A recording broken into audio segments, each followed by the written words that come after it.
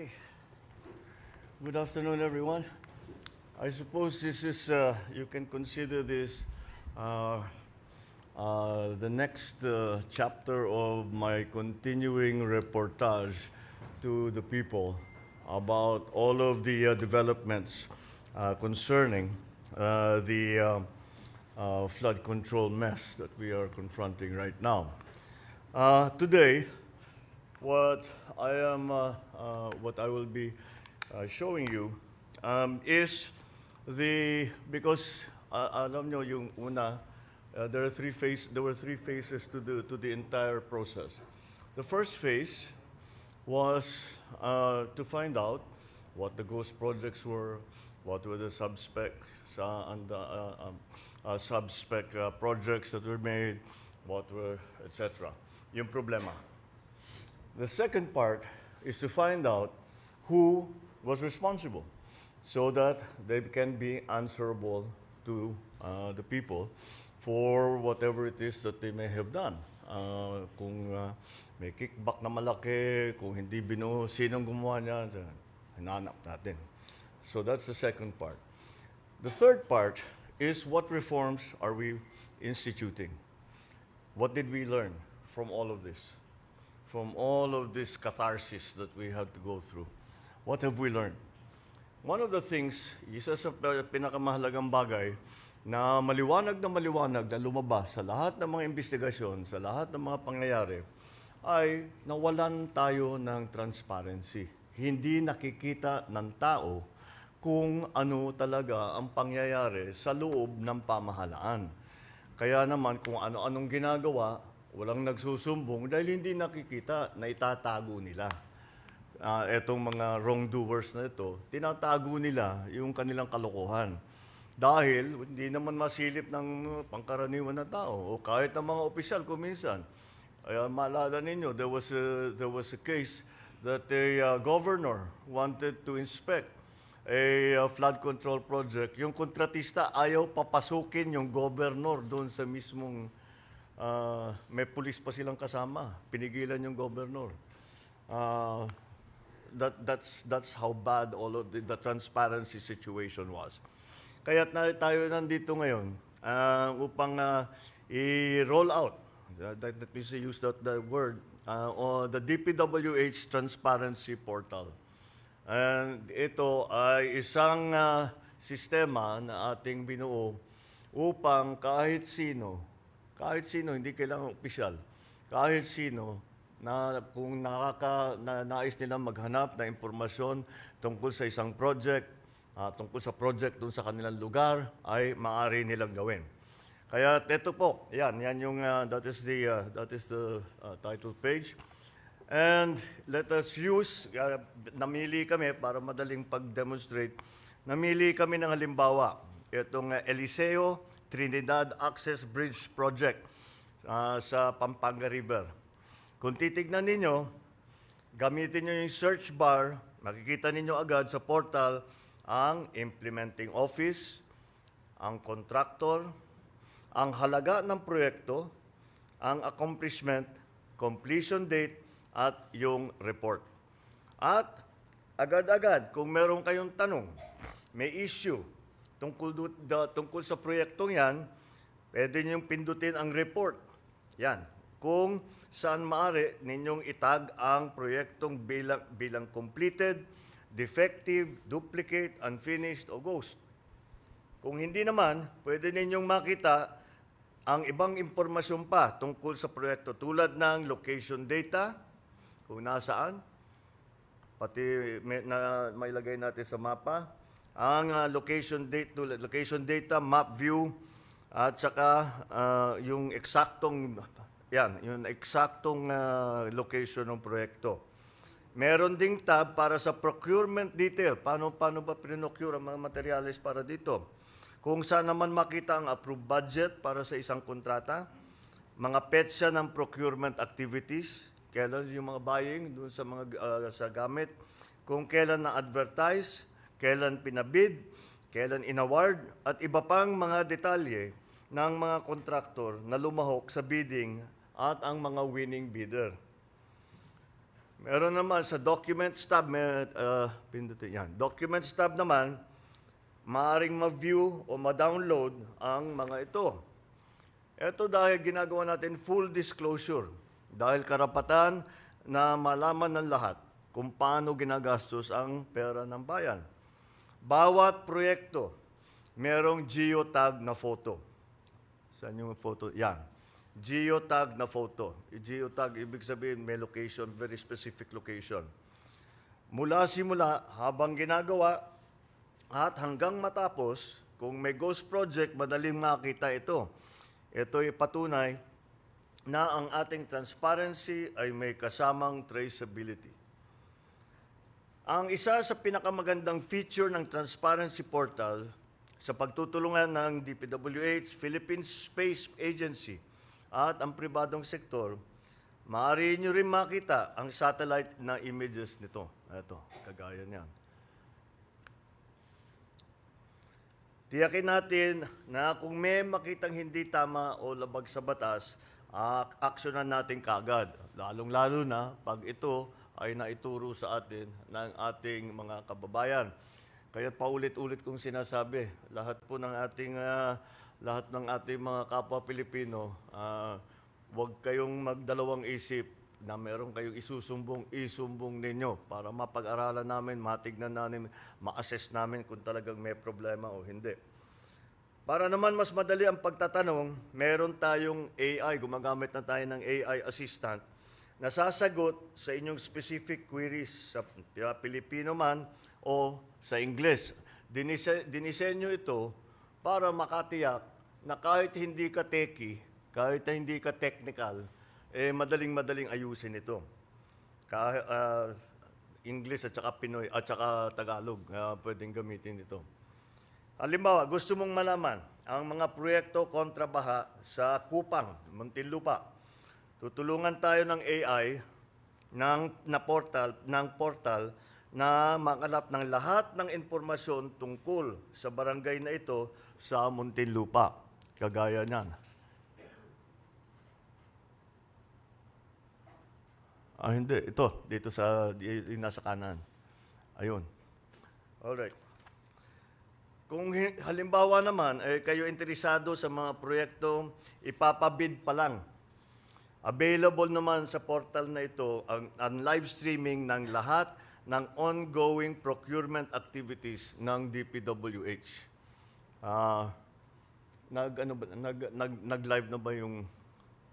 Nag-live na ba tayo dito sa... Ayan na. Kakasimula lang nito kaya tinatanong ko kung nag-live na mo. Kung nag-live na nga. Ayan, yung pwedeng manood sa mismong bidding process.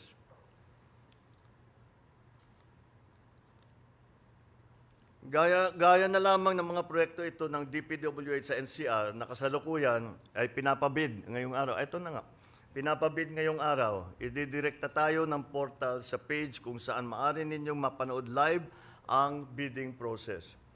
Ito mas komprehensibo sa ating Sumbong sa Pangulo website dahil talagang napakarami na ang informasyon. Ang Transparency Portal ay hindi lang isang website. Ito ay isang pangako. Ito ay isang sagot na digital na pader laban sa korupsyon ay magpapatibay sa ating paniniwala. Ang pamahalaan bukas, tapat at nakikinig sa sambayanan. Kaya hiyakatin natin ang bawat Pilipino na makialam kayo, magtanong, at mag-monitor. Gamitin natin ang bagong portal na ito. Magkasama natin itayo ang isang bagong Pilipinas mas maayos, mas matibay na infrastruktura at buo ang tiwala ng tao sa kanilang pamahalaan. Maraming salamat. Meron lang ako idadagdag. Meron na rin pala portal, just as a postscript. Meron na rin ganito ang SSS at saka ng PhilHealth. Kaka-report ng DICT sa akin. So this is one of the reforms na nanggaling sa aming natutunan sa experience na ito sa kakaimbestiga, sa kakahanap, sa mga proyekto na flood control na talagang marami ang problema. Kaya't sa aking palagay, alam nyo, the sunlight is the best medicine. So open everything up to the sunlight because the people need to know. I hope that this will satisfy this will satisfy our need and our desire that with the process now that people have no faith in, na walang katiwa-tiwala ngayon ang taong bayan. Hindi mo naman sila masisi, pero wala silang tiwala sa sistema ngayon. Ay sana naman ito ay maibalik natin ang kumpiyansa ng ating mga kababayan sa ating pamahalaan.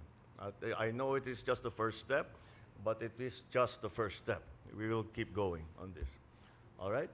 Maraming salamat. Thank you. Thank you very much, Mr. President. Ang unang tanong po, Mr. President, kay Raquel Bayan ng Radyo Pilipinas. Good afternoon po, Mr. President. Sir, yung sumbong sa Pangulo Portal, naging... Dito po, sir. There you go. Oh, there. Sir, yung sumbong sa Pangulo Portal, naging effective po siya kasi may direct access po kayo doon. Kayo po mismo yung sumisilip ng mga information na dinadala doon. With this transparency portal, sir, magkakaroon rin po ba kayo ng access dito? And if not, paano po tayo makakasiguro na tama yung mga information na ilalagay dyan? Good question. Oh, tama. We have to, kasi kailangan talaga paulit-ulit natin tinitignan ito to make sure, first of all, that kasi baka mapalitan yung mga information, baka mapalitan yung mga numero, mga date, whatever it is. We will make sure, we will be constantly monitoring this. Mabuti nga na may AI na kasi that makes the job much easier. That it will make sure that the data has not, the base data has not changed. You can already program it to do it every second, di ba? So, yes, we will employ all of those tools.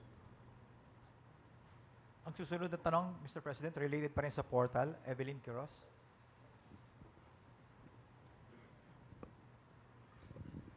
Good afternoon, Mr. President. Clarification lang po, ito pong portal, ginawa po ng DPWH with the help of PADSI, Philippine Aerospace po. No, they came in doon sa satellite imaging. Opo. Doon yung pinipicture nung ano. Doon po sa... Oo. Kasi pag may request kami na tignan itong project na ito, actually monitoring din yan eh. I don't know if you noticed, one of yung picture na pinakita namin sa iyo was a work in progress hanggang natapos. It was a flood control dike na mahaba. It started saan yun? Yung tinitignan natin kanina. Anyway, it was one of those and that's constant naman ang monitoring. Before, hindi natin ginagawa. And then, follow-up po, Mr. President. Pinakita po kanina dito yung actual bidding po sa isang lugar, kung saan man pong DP District Office. Pero yung pre-qualification po ba, yung before po na actual bidding, kasama din po ba dito sa portal natin? No, because the pre-qual is not sa back na lang yung pupunta. Yung sa the pre-qual is not done like that way. The pre-qualification is done in an office pinag-usapan na kinokomperensya yan. So it's not useful for anybody to watch it. Pero kung merong ginagawa doon sa pre-qualification, lalabas sa bidding yan eh. Ba't yan lang ang nag-bid? Ba't nawala si ganito, si ganyan, si ganyan, si ganyan? Di ba? Lalabas at lalabas yan eh. Mr. President, Baka last question na lang po. Sure. Yung pong sinabi nyo kanina, nag-start po yung from anong agency, how much, sino po yung contractor, yung pang hanggang sa matapos, meron po tayong picture from start to finish. Pero na-consider din po ba ng DPWH na, kasi po ito pong na-file natin ng mga cases sa Sandigan Bayan, kasama po sa mga initial na warrant of arrest, yung po sa mga district offices na mga chief ng planning, sila po yung nag-review o tumitingin po actual sa mga project. Kasama po ba yun na kinonsider din po na pwedeng private na lang po yung parang mga PMO na ginagawa ng mga private offices po? Kung pwede. Again, hindi ko naintindihan. Kasi po ngayon, bawat district po, meron po tayong tinatawag na hepe ng planning, Sure. Na ano po yun, Oo. Secretary? Oo. Sila po yung titingin kung ano po yung actual. Eh, yun nga po, dito nga po nagka-problema, hindi ho ba napapalusot? Eh, na-consider po ba, or pwede po ba natin i-consider na magkaroon ng private mga engineers, yung mga PMO na tinatawag po? Para maiwasan po yung maulit ito. Kasi po ang purpose po natin ay maiwasan to, ma-resolve. So, pwede po bang ma-consider yon? Kasi po sa private, yun po ang alam kong ginagawa, Mr. President. Oo nga. Thank you po. Third party? Pwede. Third party inspector? If that's what's necessary, I just hope it doesn't. Basta hindi patagalin yung proseso, bakit hindi? Who will pay for it?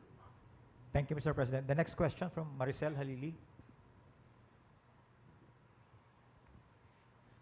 Hi, sir. Good afternoon. Good Sir, afternoon. on other issue, after the statement of Malacanang that E.S. Bersamin has voluntarily filed his resignation, E.S. Bersamin also spoke to the media saying that he was asked to resign. So, sir, first, was he asked to resign? Why did you decide to let go of both E.S. Bersamin and Secretary Pangandaman?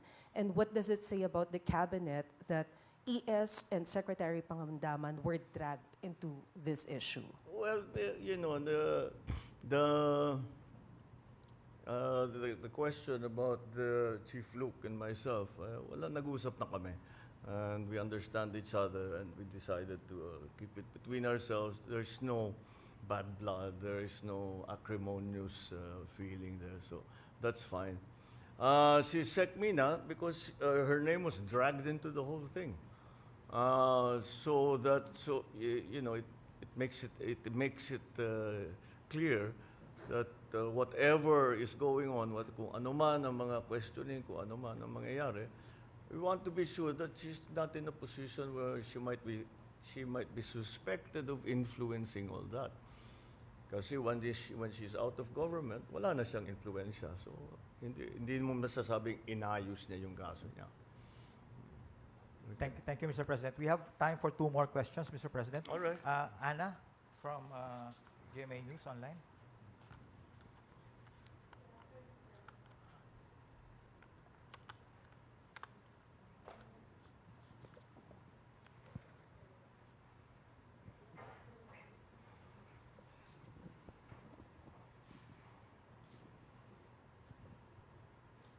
Good afternoon, sir.